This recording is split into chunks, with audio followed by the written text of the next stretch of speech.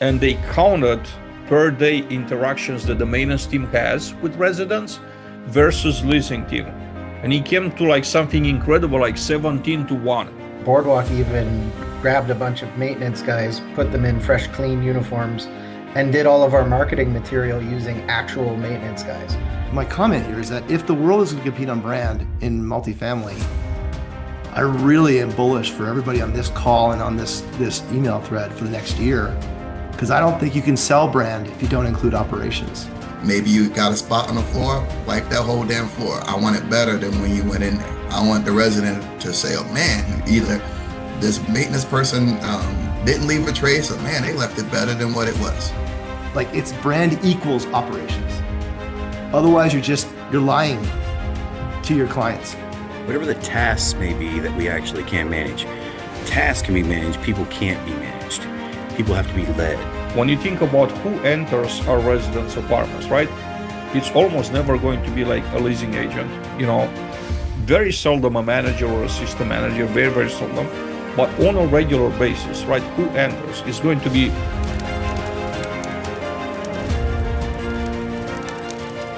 welcome back, everyone.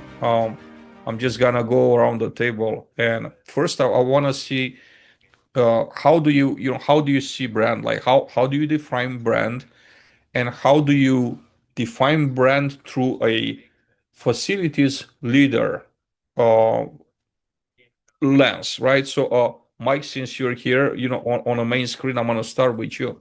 What's brand to you, and what's brand when you're thinking about maintenance? How is maintenance your company brand? How does maintenance side of things represents the brand? Hello, everyone. So just our company, we develop, luxury market rate, and we have LIHTC tax credit affordable product as well. And our brand is that we develop those, and honestly, you shouldn't be able to distinguish the two. That is what we shoot for, right? Like you go to an affordable property, it should look first class, and everything should look first class and first class resident experience. We don't treat the different property types or the resident type any different. And that is our brand. I mean, so that is how I interpret it. So if I say, my expectation isn't anything different for the affordable portfolio than it is for the luxury market rate portfolio. And that is our approach. Now, it's naive to think that it's not it is very different, right? So it is, I mean, the clientele and the family size that you have in an affordable portfolio makes the job and the scope of work for our maintenance teams very different. But our brand is that we should still execute and perform the same level of detail and have the same expectations. So our response time shouldn't be any different. Our expectation on curb appeal shouldn't be any different. And that is our brand. And how I would define it. So from outside looking in, when you're thinking your clients, right, the residents, how do you think they perceive your brand through, when they're looking at maintenance, the services, the people, everything that's like an interaction with facilities department? What are they seeing? Or what would you like for them to? What would I like for them to see, or what would they see? Because what would you like for them? So ideally, right? If you're thinking a resident, what would they ideally see when they're looking at your maintenance teams? So they would know who they are. Ideally, what my expectation, they would know who they are because they see them active on property, cleaning and taking care of things, well dressed, looking professional, polite when they see them. Realistically, when they have a work order, the process for them to submit a work order, the response and the interaction that they have, just as you and I would have an interaction with any type of customer service. So is it clear communication? Is there feedback? Like, are the expectations clear to you on when somebody will get back to you, or what the resolution is? And that is very important to me. So how are we responding? How are we keeping the resident in the loop? Our residents are able to make work orders through a resident portal online. So there's, the old days where calling into the office or having to go to the office, that's gone. So they can submit a work order through the resident portal. And are we communicating quickly? Are we getting back to them? If there's something that can't be resolved right away, is there follow-up communication? And those are things that I look at to ensure that we're meeting our expectations. And is there callbacks? Like I look at that kind of data to make sure that we're resolving things quickly and correctly and giving the resident the best resident experience. Thanks, Mike. Paul, welcome. Is that How are you guys? remind me, please. I believe you were on a previous call, right? This is your second call with us. Maybe second or third, maybe even the fourth. Did you ever introduce yourself to the group? No. Hey, now it's a great time. I tried to do that the first time around. I don't know how I missed. Maybe you were Okay. off camera, but anyway, we're Yeah, fixing that right now. So please do a quick intro to the group right here. nice. I may have popped in and popped out. Okay, good introduction. I love introductions. I fell into maintenance. Um, I kind of grew up, my parents were doing mom and pop investment, single family, multifamily investments, got into commercial too. So I was that little kid, holding up 2x4s and whatnot for my parents, for my dad. Hey, son, can you hold up this 2x4 so I could screw it in, or holding up the sheetrock, all that good stuff. So anyways, I actually intended to go into architecture as a high school student, ended up going a different route, and long story short, I fell into maintenance. I actually fell into the co-living sector of multifamily. So I was with a co-living startup in New York City about 10 years ago, and then moved over to Common, which maybe some of you know Brad Hargreaves, who was the CEO and founder of Common, really doing great things in the space. I was with them. And now I'm with North Point Asset Management, single family real estate, overseeing the whole maintenance program. So really exciting times with technology and just like thinking creatively about the industry. How can we, I love the conversation too about like brand and, even how does the client view you as a brand? How does the resident view you as a brand, right? So um, excited to be part of this group too. I'd love to get your thoughts since we're having you right here on the hmm stage. I'd love to get hmm your thoughts, like what's brand to you, generally speaking, right? When you're thinking brand, and how do you think about maintenance as a brand for your company and in general? Yeah, before I was with Comment, I was with Bedley, a very small co-living company. And something that I was tasked with, I jumped on as sort of like a maintenance technician. And I was essentially the maintenance technician, but I was also the member support communication for anything maintenance related. So the resident experience, they got to talk to someone, who was not removed at all from the issue, which it gave them a faster response time. It gave them more confidence and more of an understanding of, hey, what's going on? So that was something interesting at Bedley. Um, and then at Common, like we're at the point where we like using a lot of technology, and the clientele, like the resident base is actually changing because now you have Gen Z and millennials renting, right? So they expect something different than boomers and other generations, right? So like what's the balance of those who really want to get on the phone and speak to someone over the phone, or those who want and expect fast text communication? And also, what are the markets, right? Like I was based out of New York City and metro cities. With the younger generation coming in as tenants, their expectation is like TikTok quality, right? They expect perfection.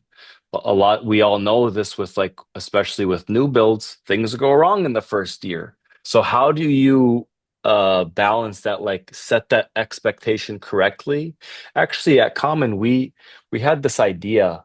We wanted to like, in Dream World, we were thinking about rolling out a series called Common Knowledge to educate the new resident base on like, hey, this is how you take care of your dishwasher.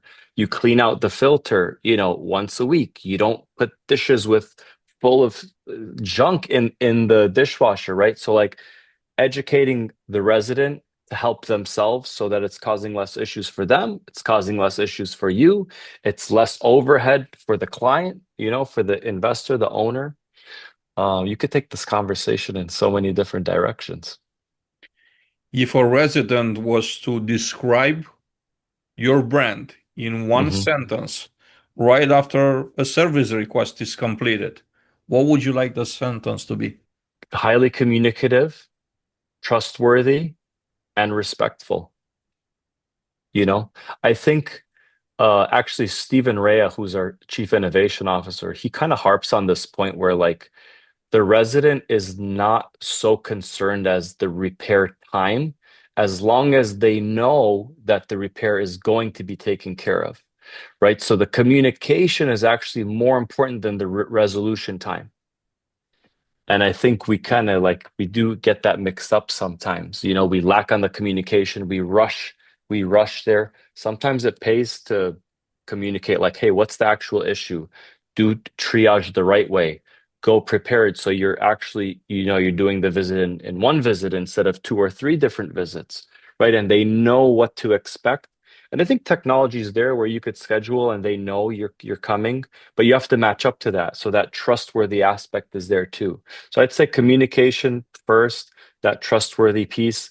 And then, as maintenance folk, we kind of have like a bad reputation. We don't take our shoes off. We make a mess, we leave a mess. So like that respect piece is also a part of it. Thank you, Paul. We're gonna cross the border a little bit and get John on the stage. And Darren, you're up next. I haven't seen you in a minute, brother. I want to hear what's on your mind and how you been. But John, you're up next, sir. Well, sure. I mean, the maintenance as a brand, I mean, we touch upon, a couple of these key points already where you're looking at customer satisfaction. Paul touched on the whole maintenance guys coming across as, proficient and trustworthy is a huge part of that. But I mean, one thing that we're often overlooking is maintenance as a brand in how it pertains to our operational efficiency, for that matter. Um, if maintenance guys are seeing that you as a company are leaning on them as a marketing tool, like, hey, we've got these really great maintenance guys really going to take care of you, that's like a feather in the cap for any maintenance guy. And you guys don't need to be reminded a feather in our cap goes a long way towards our productivity. So it's one of those huge things where if we're actually using maintenance as a brand, it has so many downstream effects, and it can't be overstated how important it is. If um, if you were to get a statement from a resident after one of the service requests was completed, what would you hope for them to say in one sentence about your team's maintenance services? Hero. I've said it before. I'll say it again. When a tenant refers to you as their hero, there's nothing quite like it. Yeah, it's very interesting that you brought up maintenance team as a marketing, like as a tool in a marketing, toolbox. I wrote an article about maintenance teams as being part of marketing effort, being like part of the marketing plan for a company. Probably like I had to look down back on LinkedIn, but probably like 7 or 8 years ago, I was saying this, and I was saying like this is the most incredible marketing tool that you have, right? It's basically when you're thinking about our teammates, right, that they're going into people's apartments. First of all, is the element of trust. right? When you think about who enters our residence apartments, right? It's almost never going to be like a leasing agent, very seldom a manager or a system manager, very, very seldom. But on a regular basis, right, who enters is going to be our maintenance team members, pest control, the cable guy, and maybe some vendors if we vend out, some of the work like an electrician and plumber. But it's a very short circle, a very close circle of people that actually get access, get to like enter their homes. Like it's not just an apartment, not just a rental. For them, is their home, is where they raise their kids, their families, where they're building memories and everything. So there's an emotional component out there. And when you're thinking about us, like entering that environment, what's the level of trust that they should have, right? And I'm thinking it has to be through the roof, right? Well, Mhm. ideally, again, sometimes like we do things in such a way that that level of trust is really not there. It's not too high, right? It's nothing to be proud of, unfortunately. But ideally, right, when you think about the potential for us, for our teams, like to influence how the resident looks at a brand, looks at our company, they're seeing it through their eyes, it's crucial. It's like incredible. I heard about this survey that Emily Residential did a few years back, several years ago, and they counted per day interactions that the maintenance team has with residents versus leasing team, and he came to like something incredible, like 17 to 1. It was just something like incredible, unbelievable. How many more touching points? Each one of or each one of those interactions, touching points, it's an opportunity for us to represent the brand as maintenance professionals. And then you either make it or break it, right? You could make a great impression so many times a day. Before we were even tracking that as a thing, we just kind of knew it to be true, to the point where Boardwalk even grabbed a bunch of maintenance guys, put them in fresh, clean uniforms, and did all of our marketing material using actual maintenance guys. So to this day, I can go to our website and I can see Leo, a colleague of mine from, 5, 7 years ago, looking sharp, working in a suite. And so can our tenants. They're like, hey, that guy in the ad, he's actually in my suite right now working on my dishwasher. That's real cool. It's it's an incredible thing, like you said, that you're looking from like so many years ago, this marketing campaign, and they had the brilliance, the presence of spirit in the moment to say, this is what we need to do, this is how we need to market, right? Because these guys are like front line, Yeah. for us.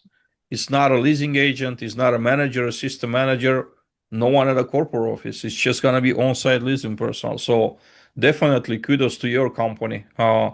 And if you have if you have the website handy, like that part of the website, I'm gonna give here the opportunity for you to share, right, at some point during the conversation.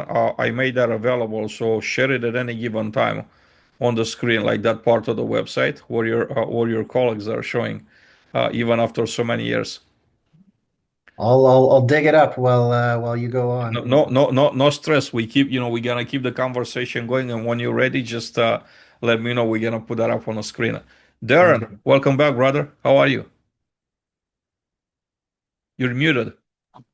Doing great. And hi to everybody. Some old faces and some new ones for me. Again, I'm Darren Bethia.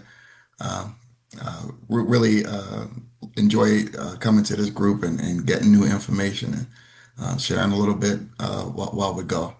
But on this brand conversation, it's really different for us in the apartment industry, multifamily industry. I mean, there are some known like brands out there as far as companies, but residents, they're not really like, oh, I'm going to that property because they're owned by, Greystar. I'm going there because I'm on it. Really, branding when it comes to maintenance, in my view, it's really granular and it gets down to just your maintenance guy and resident trust. And one of the best ways to earn that trust, and I always tell my guys, is looking the part, man. I did exercise with an old company, I don't know, about 20 years ago. And I had three maintenance guys come in with their uniforms, had paint and stuff on them. They looked kind of shaggy. And then I brought in three other guys, uh, neat pants, the shirt tucked in, no stains on their clothing. And I said, well, who would you trust? It was a trust module. Who do you trust better to come into your home? And everybody pointed to the clean group. Well, who knows more? Everybody pointed to the clean group. Who do you think would not leave a mess in your apartment? Everybody points to the clean group. All right. So at the reveal, the clean group was my porters, and the dirty group were my super experienced maintenance technicians. All right. So, I mean, they were hooting and hollering.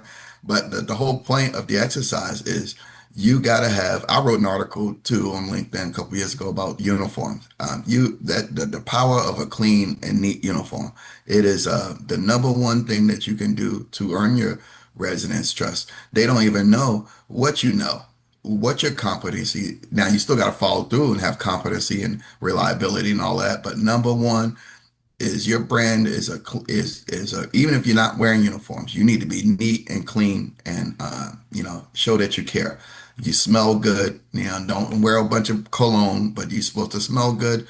I don't care about your hairstyle, but it needs to be kempt or like me, bald, something. But you need to be really, really neat. That's square one. If I and that applies to your work habits too. If you like wearing that dirty shirt 2 days in a row and you're not really good with your appearance, you're probably not going to be a good employee either. There's probably going to be other red flags. You're going to be the guy leaving tools in the apartment. You're going to be a guy.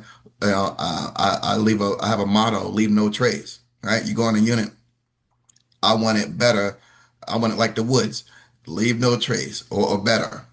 So maybe you got a spot on the floor, wipe that whole damn floor. I want it better than when you went in there. I want the resident to say, oh man, either this maintenance person didn't leave a trace, or man, they left it better than what it was. So that's where branding starts with me, down to that uniform, and that's that first interaction. You brought up a lot of questions here for me. The first question is, you made a remark at the very beginning saying that we're not gonna be perceived as like, the type of, oh, I'm gonna move to this, let's say Greystar or Emily or Hmm. Gables or, whatever, your own company name, right? Property because of the service, right? Hmm.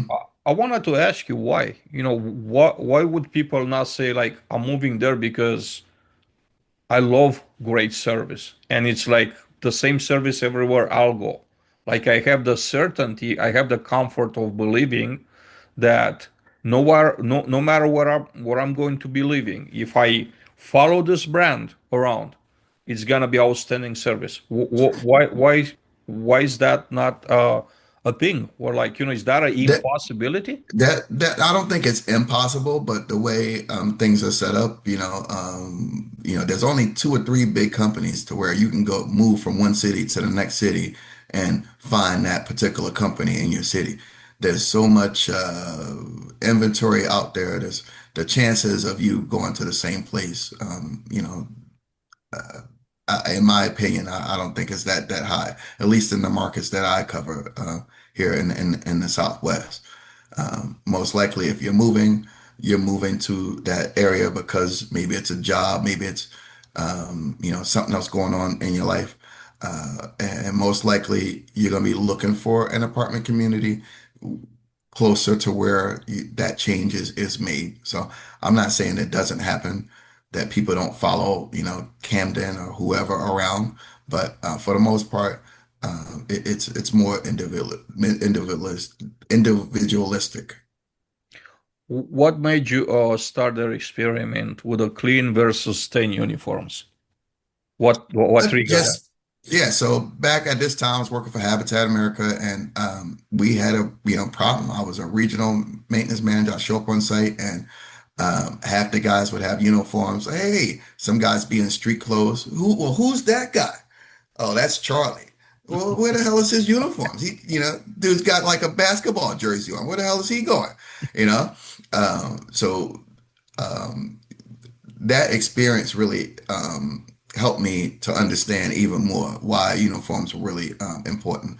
And in pushing the uniform policy, that idea came up for me to do at the end of the year, just to push because it is remarkable. And I had an incident where the maintenance supervisor was talking. This was another property. Maintenance supervisor was talking to the resident, and the resident was looking at the porter, who was clean and neat and looked like the maintenance supervisor is the one who knows what he's doing, but the porter looked like the professional.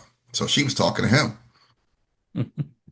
Yeah, it's is that trusting and isn't it like fascinating when you're looking at service companies, right? So stepping outside of multifamily and let's just thinking like a plumbing company, right? Hmm. And there's smaller shops and there are bigger shops, right? Sometimes a smaller company, plumbing company is like a man on a truck, right? It's your Hmm. company owner has or doesn't have a logo on his truck. It's just like driving around town and he's like very Yep. skilled, but his clothes are all muddy and everything. And then you see this, like, the larger companies like Roto-Rooter, comes to mind, national company, right? Everything, their employees look spiffy. They look, all up to par. And when you're looking at pricing, it's maybe not like such a huge like knowledge gap difference, but when you're looking at like what a guy on a truck charges versus what Roto-Rooter charges, there's incredible differences more often than not. And I'm sure you see that on a one in multifamily as well, right? Hmm. So why is it that, right? Of course, we could get into like overhead and all that because they have a different cost, and that's part of it too.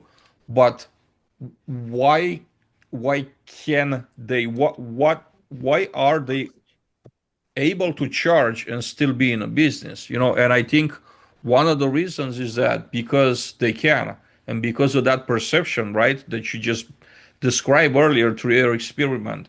When people see like people wearing clean clothes, they like the brand shows like they're Hmm. charging for the brand is not just for the quality of the service, but they're That's charging for that part that inspires like confidence. When they're looking at them, they're like, these people must be the most knowledgeable people. Look at them, like they deal with all this dirt and everything and their clothes stay clean all the time. that's a wonderful point. And that's exactly the gist of what I was getting at there with the article I wrote was called "The Power of a Uniform." Yeah, But yeah, if you have a chance, like from a different screen, just drop it in the notes. Uh, okay. I love, for all of us here on a call to like have it, maybe read it. For sure, I know for me, I speak for myself. Dwayne, you're up next, sir. So brand, what's on your mind when you're thinking brand? What are you thinking? Like brand in general, and then through a maintenance lens, right? What are you thinking? How are you thinking maintenance as brand? So when I think brand, I think of two things. I think of the property brand, right? And what it is that we're selling to the client, um, and the customer. And then what is the brand we're selling to people that we want to attract to come to work for us, right? And I kind of disagree with the last gentleman as far as the company brand. The company brand is huge. There's a reason we spend millions every year with Aura rankings, source score rankings, online reputation rankings, et cetera, et cetera. Now, I do agree with him in some retrospect that brands are kind of regional. You got the big players in the Southwest, the big players in the Southeast. But anybody that's in the Southeast that's looking, they know the top 10, 15 brands that they're going to look for when they go to rent. Same thing with them hiring employees. When we hire employees, it is much easier to hire to one of those top brands than it is to even some of the smaller boutique management companies or ownership groups that are very good companies, but people know they're a smaller brand and there's not the opportunities, right?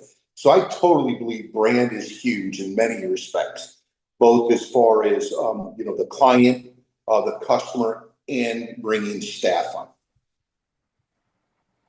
Here for our clients and our customers, we aim to build communities within our apartment complexes, especially in the urban developments, that are fresh, new ideas, whether it's a high-end luxury mid-rise in downtown Miami, or whether it's a garden style in Apopka, Florida.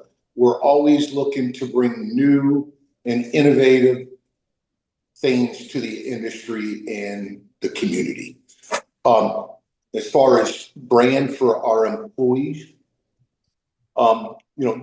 it's all about the living experience and what we provide to our residents. And I agree 100% with the last gentleman when it comes to the look and how we dress. I tell the guys all the time, you are professionals. I want you to be treated like a professional. I want you to be respected like a professional. In order for that to happen, you have to look like a professional. You have to act like a professional, and you conduct yourself that way, right? And it starts with dress code, and then it rolls into the other things. How do you address residents when having one-on-one conversations with them? Are you respectful? How are you handling your work scope? I like to talk to my students. When I was a regional, I used to tell supervisors all the time, I can tell almost within the first 30 minutes of your property visit how your property runs by looking at your maintenance shop and your maintenance technician golf carts. If they're pigsties, then you probably run your department in a manner that's not conducive to what our standard is. And that rolls over into other aspects of it. But that to me, that's the brand. The brand is for our employees. How do they look? How do they carry themselves? How do they conduct? And for the company, that employee brand carries over to the company brand. And, like I said, as much as we spend tracking Aura rankings, online reputations and all that, company brand is huge, and it does have a huge play in the market and how successful your property can be. And people do pay attention to it. All you got to do is go online and look at some of these online reputation services. If you were to think about the resident right after a service request was completed by your team members, right? What would you hope to be like one sentence that they will describe the service with? How professional, courteous, and timely they were in providing their service. Got it. Thank you, Dwayne. We have a new guest here today.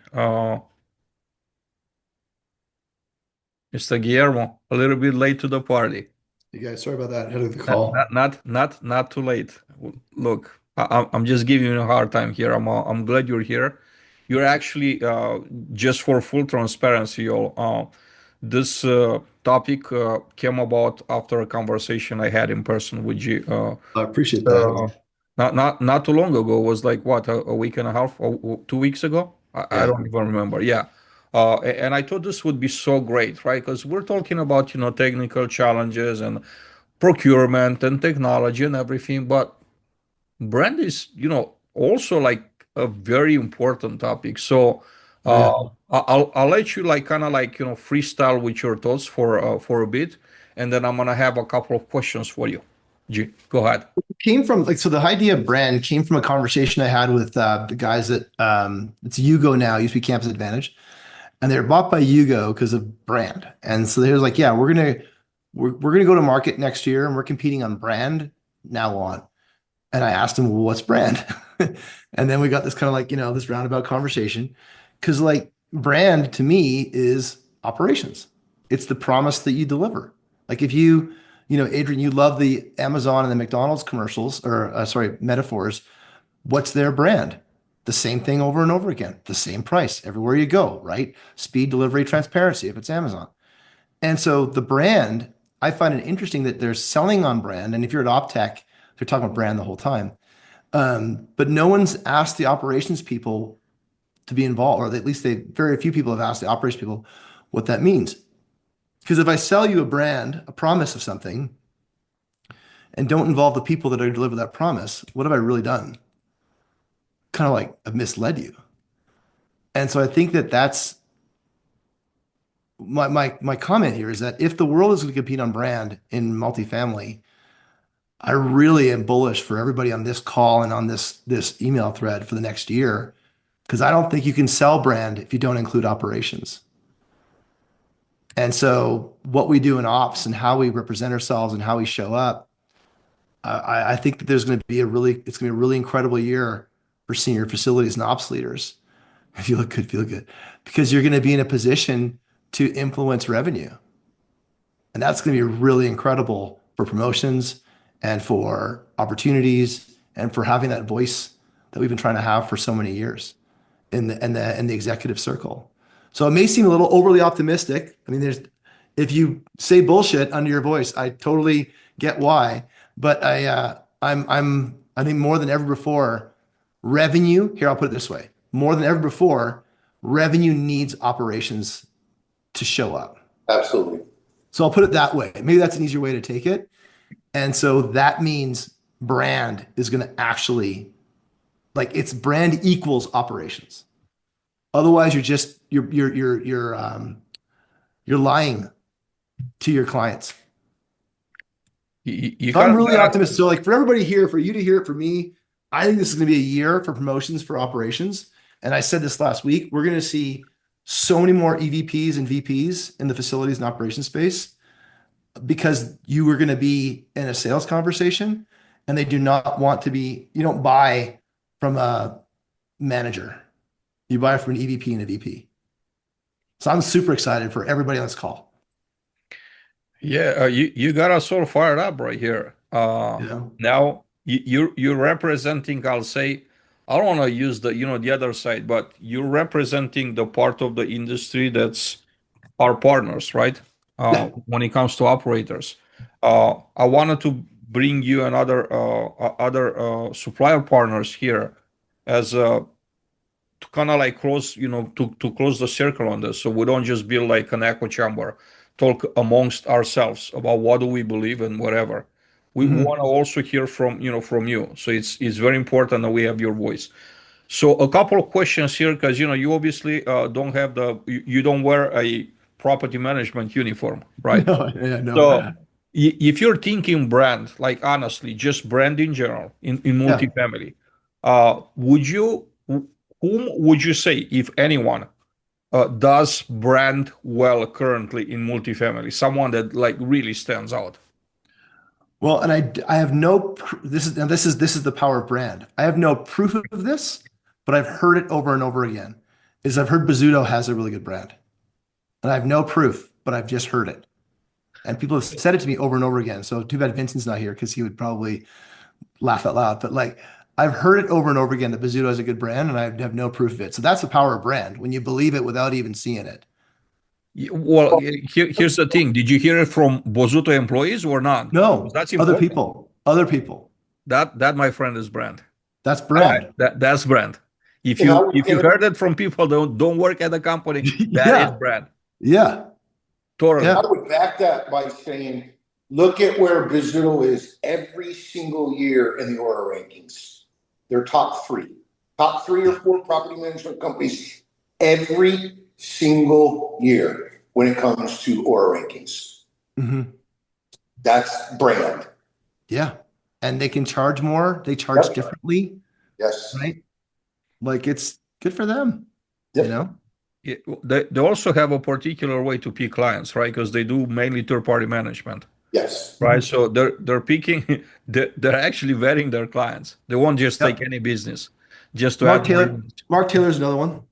I think about it a bit in their area, Phoenix in Arizona. I'm so glad you brought this up, because I invited John, the CEO, to the call, or to send like one of his representatives. Unfortunately, none of them were able to join. But I'm gonna read while I'm having Craig I want to welcome you, brother. You're up next, right? You're up next. I want to hear your thoughts while you're talking. I'm gonna research. I'm gonna actually like pull up on a screen the email from Nick. Nick couldn't be part of the conversation. He's a leader with AI Angelo company, and you will hear from Nick like what's his like. This is my friends. This is like classic brand, right? Like when you hear here, like when you're gonna read the email, I'm gonna put it up on a screen, like you will recognize it. Like you don't even have to like question it that this is brand. Yeah. So I'm gonna look for the email, but in the meantime, I'm gonna turn it over to Craig. Craig, I know you came like not from the very beginning, but the question was, how do you define brand in general, generally speaking, and how do you see brand through like the maintenance lens, right? How is maintenance the brand or part of the brand? Mhm. Well, we've talked about this before, you and I, Adrian, that, everybody on this call knows that maintenance will make or break your properties. If you have good maintenance, you're going to have greater resident retention. You're going to have low overhead because they actually want to fix things in the house. And then if you have mediocre or not so good maintenance, then you're gonna see that reflected not only in NOI, but then you're gonna see that in your resident satisfactions. So as far as it's related to brand, um, I've recently kind of changed my opinion of this almost within the last few weeks. Whereas before I was all about, whatever organization I was with and their core values and really promoted a lot of that or the community that I worked on, or, whatever it was. It was an entity outside of myself. And I have now most recently refined that to I am the brand, meaning my name is going on this. So it doesn't matter who I work for or who works with me. It's your name, your name, not your property, not your management company, not your owners. It's you.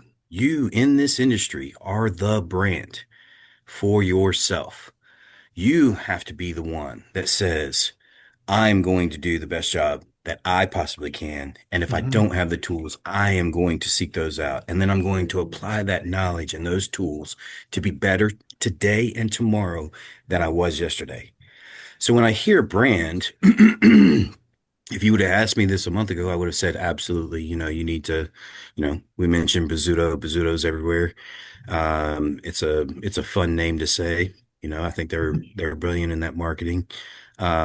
There's several others that come to mind for me, being housed out of Greensboro, North Carolina, where we have 12 management companies headquartered here, like Hawthorne Residential, Bell Partners, Phillips Management. That there's a handful of management companies that start here, and each one of them have their own brand and their own kind of philosophies of how they approach things. I think utilizing this term of brand has just kind of changed the conversation from core values to now brand, but I think they all mean kind of the same things. But if you're going to ask me specifically what I think brand is what Craig does. That's my brand.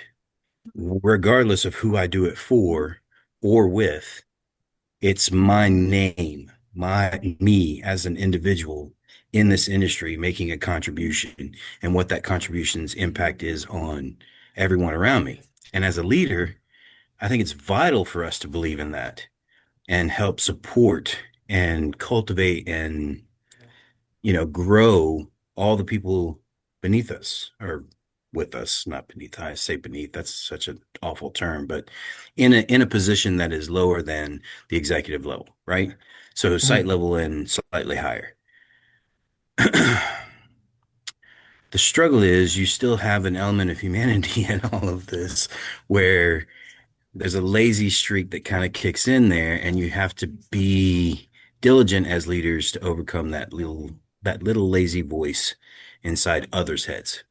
I've also something else that I've realized is I can't control anybody else. I can only control myself. but I can certainly influence somebody else. And as leaders, that's another thing that we need to do, whether it's brand related, um, specifically site level work related, PM related, whatever the tasks may be that we actually can manage. Tasks can be managed, people can't be managed. People have to be led. They have to be given the opportunity to buy in and do these things. And that's where I think brand also kind of comes into play. Sorry, I'll get on a soapbox and go forever and go down some rabbit holes. So I'm going to leave it at that. And that way we can keep this kind of short and sweet. Sorry. It's interesting you said that though, Craig. Can I just jump on that for a second, Sure. Adrian? So I heard someone explain it this way, and allow me to kind of play this out a little bit. Like an SOP, it runs like a symphony, right? It's every single thing is like dictated. Brand is like a jazz band. There's like That's right. everyone knows what to do, when to do it, but it's not explicit. There's like a backbeat that runs and that plays off of each other, but even that changes. And life is more like jazz than it is like a symphony. Because to run a symphony, you need people who are the best in the world in their position to do that specific role at that specific moment. And you got 45 of them. But like it's more like a four-piece band, a four-piece jazz band, and we just follow one another and roll with it. But there is a backbeat that goes. There is a level of expertise that's needed. There's an interplay that's required. You can't go on your own. But then, and there's moments where it all comes and it all has to come together. That's kind of like how it was explained to me. I don't know if that helps or confuses things, but like it's not symphony, it's jazz because Yeah. there has to be rules. No, but we write it like it's symphony, and then a lot of leadership will look at it as, I don't understand why, Yeah, this is a it's this is not a brass string percussion. yeah, It's everywhere. because you think about a site level isn't 45 people that are the best in the world. It's 45 people that are jamming and there's a beat to it. And that's a part that I don't know that I'll let you guys have that one for the holidays, but like it was just kind of like thinking about it that way is that it's more like that than the other because there's more flexibility to it. If you don't plan for flexibility, you're planning for it to break. Yeah, I love this analogy. Like, I absolutely love it with with the jazz and a symphony. There's a lot like for me to process. I'm gonna process later on. Yeah, I'll leave that. I'm That's the fine. type of guy, right? Like, give me a moment. Like, give me a few days to process, right? Yeah. That type of guy, like not a few seconds. I'm Darren, just so like I can be the back of your head for a few more weeks there, Adrian. Darren, I know you have your head up. I just pull up the email. So what I'm going to do now, I'll show the email, and you'll be up next, sir. I wanted to show this, like put it up on the screen. I'll also read it if you all can, like if it's not like large enough to see it on your screens. This is from Nick. As I said, he's a director of a director of maintenance at a All Angelo company, and he said, I'm very passionate about this, right? I feel very strongly about this.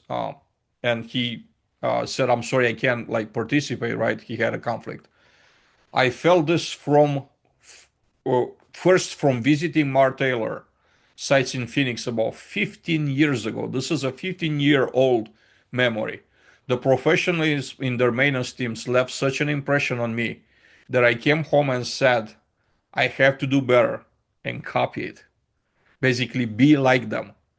And over the years, seeing the hospitality world and how well they have done with branding, you know everyone's role in the moment when you see their uniform. They smile, they greet you.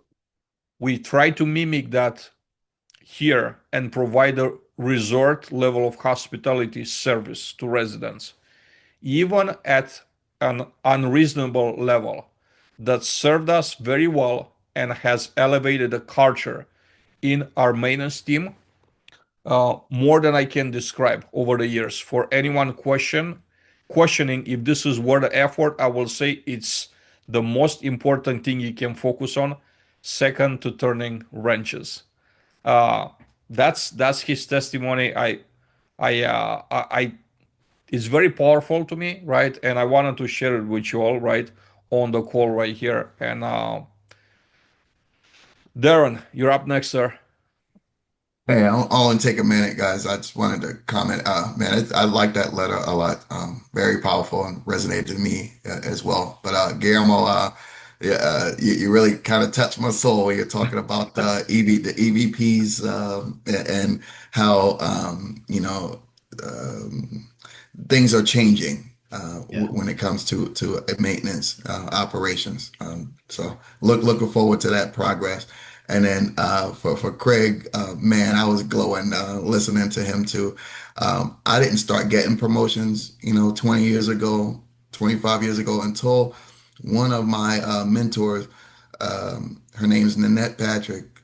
She taught me what personal brand was, and that I needed to cultivate my own personal brand.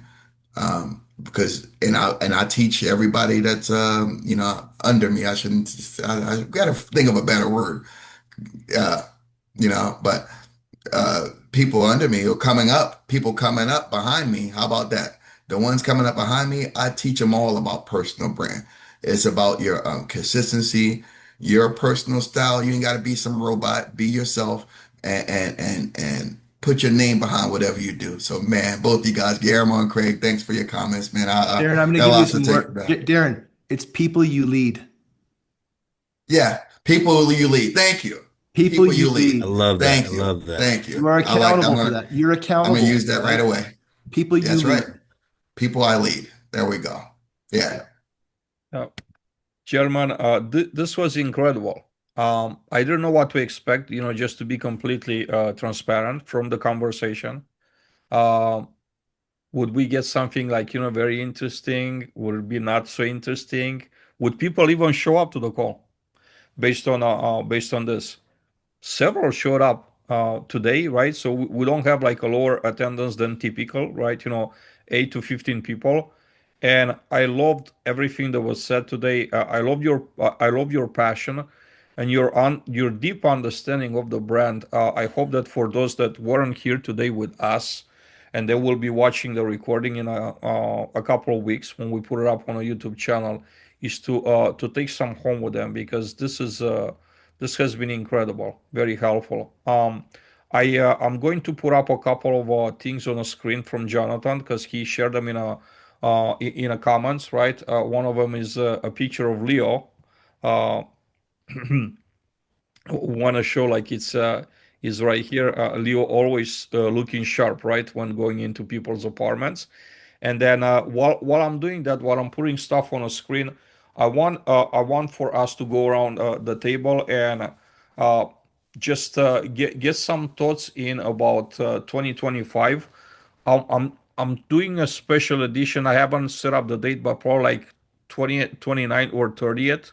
I want to do another call, and it's gonna be kind of like bring on what 2025 brought to you, and what type of things you're hoping for or you're looking forward to in 2026, like anniversary type of edition. But while we're doing that, I'm gonna start with you, Darren. So, what are some quick thoughts for 2025?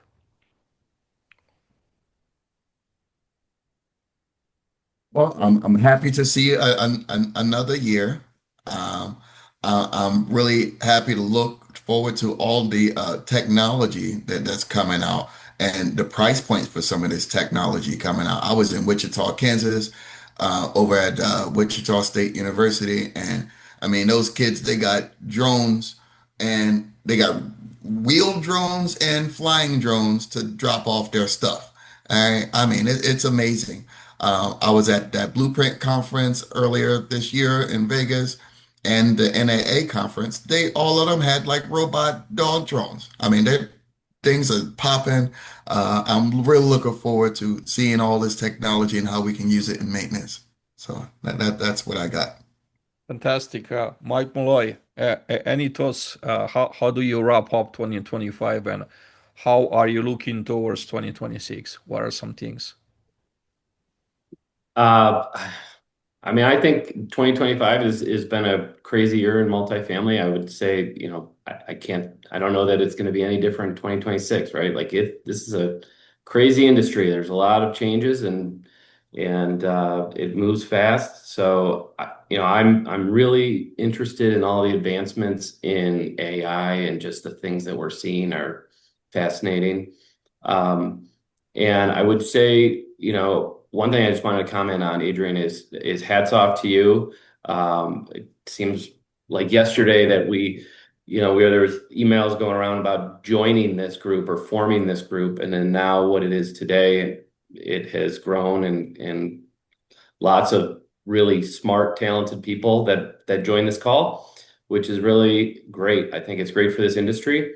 A recommendation, or I think just throwing an idea out, like to continue to, I think it's so important to continue to group or bring together this level of experience in a way that's, that we can just be open and approachable and different, asking questions. So like, I don't know better if there's any enhancements that we could do to this group. Like, I'm just thinking of like a message board, or like I don't know, a way to connect. Like, I have questions, like I want to bounce off people who are fighting the same battles and dealing with the same things that we are. If there's a way that we could post these questions and get feedback, that we don't have to always wait for this recurring call, right? Or how do we connect outside of this call? And that is where I think a tremendous amount of value sits. So, Mike, this is absolutely incredible. So I'm gonna be looking for like a very easy way. So I'm a user of WhatsApp. I know that in US is maybe not the most popular app. Um, if you all, I'm gonna do like maybe I'll send a poll to all of you and give some options, right? Of which I'm gonna do like a Google poll. To me, WhatsApp is like a very user-friendly type of like, we could create a group.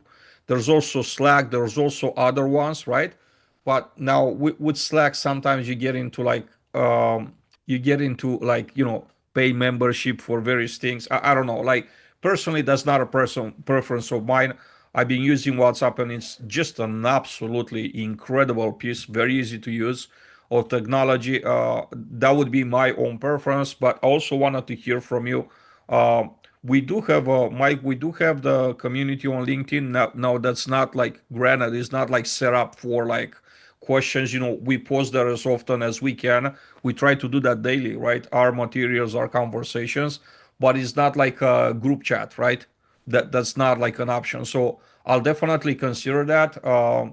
And also for 2026, I think I wanted to bring on topics experts, right? More experts. It's not that we're not experts, right? Like you said, there's incredible value here.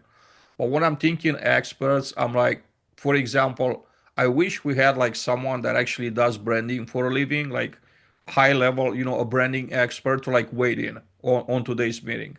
When we have something about restoration, right? We're gonna bring a mold remediation company that does that for a living. Like they don't do 1,000 things a day; they do 1,000 mold remediation jobs a day, right? Like that's all they do, nothing else, because they're going to be more specialized than we are, right? We know a lot, we're certified, but we don't do just that all day long. So that's definitely one of my goals. So very well taken, and thank you so much. Like very well pointed out, incredible suggestions. Again, I hope that I have you all back, and maybe a few others on top of that on our like last call of the year, to just like spend time just the entire hour on that. Dwayne, what are some thoughts for 2026, and what are you hoping for our group for 20 for next year? So I think we got 6 to 8 more months of 2026 that's going to mirror 2025. Lots of challenges, the same kind of challenges we've been battling for the year. I think that some of the bigger markets are still going to be dealing with a lot of excess inventory. Even I still look in various markets, there's still projects being built in markets that are already saturated. So a lot of the same things we've been battling, we'll be battling, I think, for the next 6 to 8 months. As far as us, I love what's happening. I've only been joining y'all for maybe 6 months now, I guess. I love to see the new faces. I like to see how it's growing. You know, there's always power in numbers, right? And that includes power of knowledge. So the more people we have get involved, the more knowledge that we have, the more experiences. I think your idea of bringing in professionals are absolutely fantastic. With all the various changes, I saw somebody pop up saying maybe a Goodman rep to talk about the refrigerant changes and all. I could help you with a Daikin rep that would probably do that for us, right? And then other things, there's a lot of compliance changes. I don't know about, Florida, especially all these new milestone inspections and tort reform and all that kind of stuff. It's, anytime it's a money grab by the government, the other areas, especially big market areas, are going to implement the same kind of thing, or it's coming to your area very soon, right? So all those types of things, the branding, I agree with Guillermo. I think this is going to be a really good year for us as far as operations, right? We've always affected bottom line by our actions. Now, I think we're actually going to get some representation on the front side about what we can do to help bottom line where we've not had that voice before. I've been doing this 35 years, and I can't tell you, I could probably count it on both hands, the number of times that I've been asked, even at a senior level management position, for operations to have any kind of input into branding, day-to-day operations, NOI ideas, or what the company should be looking at in the future. Those questions are becoming more frequent. I'll definitely reach out for experts to refer. I think those are great topics. The ones you brought up. I also I, I'm I'm asking you all, right? We try to do outreach via LinkedIn on all resources we have to grow our numbers. I want you to think about this group not just as us, maybe high level, someone that made it to director or like VP level. Bring people that are up and coming in your company. I don't care if they're maintenance techs, really. If they're thinking that they could learn here, like they're more than welcome. They don't have to say anything if they don't want to. They could just be here and just like be part of the conversations, but they could also be part of the conversation too. We need to have those voices as well. Uh, Send them my way. We'll add them to the conversation list. It's not there's no time commitment, right? Mandatory here. So just bring them over. Let's grow it. We have a list of 250 people. So we grew this to 250, but I'm going to need your help. Honestly, in order to grow to this to like significantly higher numbers, I'm going to need your help, referrals, do introductions. Hey, I know this person. They don't have to even be like your coworker. They could be from someone for like 20 years that could be great for the group, could bring value, or could learn. It could be both, right? It doesn't have to be a either or. So I look forward to referrals here. Darren, your take on 2025, and what do you expect for 2026? More growth. More growth. It's kind of a rabbit hole I won't go down, but one thing I'm interested to see is what's going on with all the private equity in multifamily now. And over the last, I don't know, 6 or 7 years, they got these big hedge fund groups, BlackRock, April Housing, it's like 5 or 6 of them, and they're buying up, single family homes and turning into rentals. And here in Houston, Texas, we've got a whole community, 588 houses with garages, all for rent. So, that kind of looking at what's going on there for 26. Look like that's going to explode. I hope the American model doesn't change. Don't buy a house, just rent a house your whole life. Like that would be awful. But I think that's where it's trending. But we'll see. Yeah. We could definitely make that a topic of like a separate podcast maybe, because there's so much to cover. I have a lot of thoughts right there when it comes to this. And it doesn't mean that like it's not something that maintenance folks shouldn't talk about. I think we should, because it affects our lives. You're right, everybody's. John, what's on your mind? Uh, Tell us 2025, like a short uh, elevator pitch, or like elevator Sure. yeah, summary of 2025, and what you're hoping for in 2026. Before I do, I just wanted to throw out there, it's worth mentioning that that picture of Leo that I showed is about 7 years old and has survived three revisions to the website. That's remarkable, though. Something must have been right about that picture, No that kidding. he still makes it. Yeah. As for 2025, I think everybody, especially on the in the multifamily side, is looking at like all these different things that we're doing to improve our NOI. And in reflection, they're going to have to look at, well, what was consistent, and that's going to point them towards maintenance.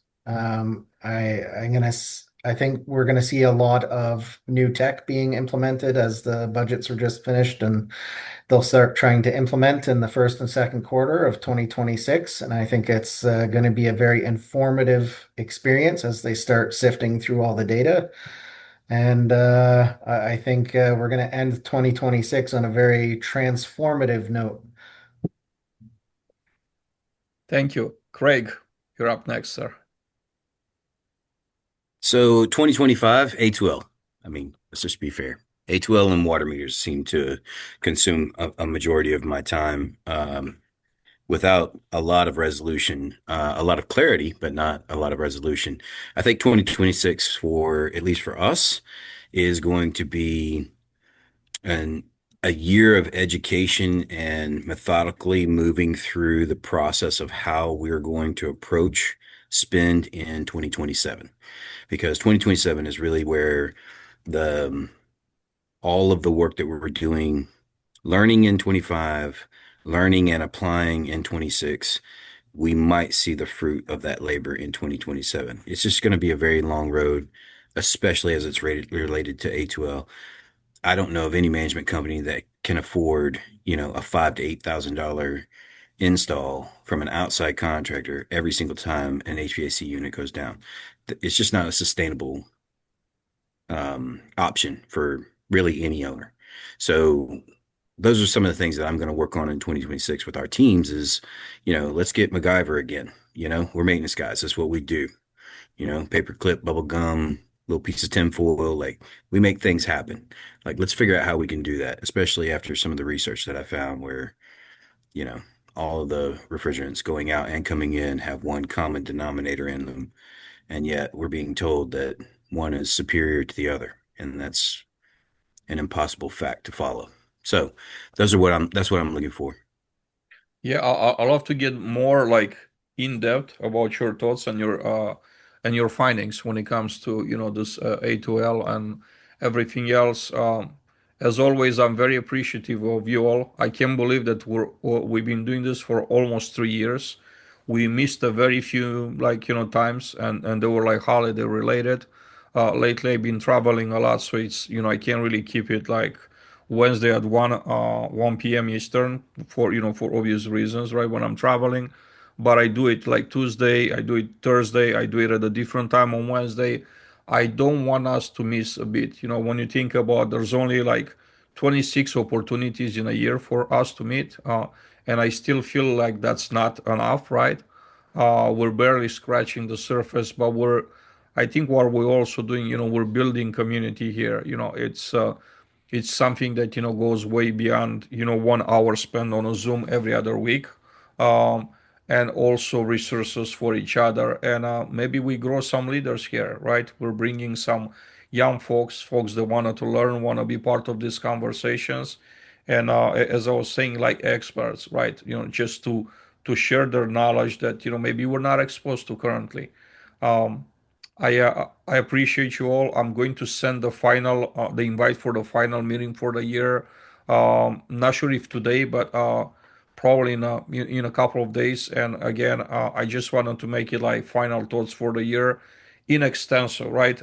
Extensively to talk about and what are we hoping for to get, like basically what we did for the past 10 minutes here, to do that for entire 60 minutes, right? And expand what we're trying to, what would you like to get out of these meetings, right? So there's also some some value, more value. Not that we don't provide value now. I think we do, but I wanted to take things to the next level. What's the next level for us and for you to like keep coming back? Because that's ultimately the goal. Is not to just turn the camera on and just like check a box. I want to make it meaningful and useful for us all, so it's valuable. Thank you very much. Appreciate you. I know we're like 13 minutes over the top of the hour. We could have gone like for a lot longer, but I know everybody has other things on agenda too. A couple of us dropped already. Have an amazing rest of the day, rest of the week, and Merry Christmas to you all. Just not. I was about to forget that we're not meeting until Christmas. So Merry Christmas. I hope you have an amazing Christmas with your families, the loved ones. Back, like I said before, the New Year's for our last meeting, and looking forward to an amazing 2026 for us all. Take care. Happy holidays, everyone.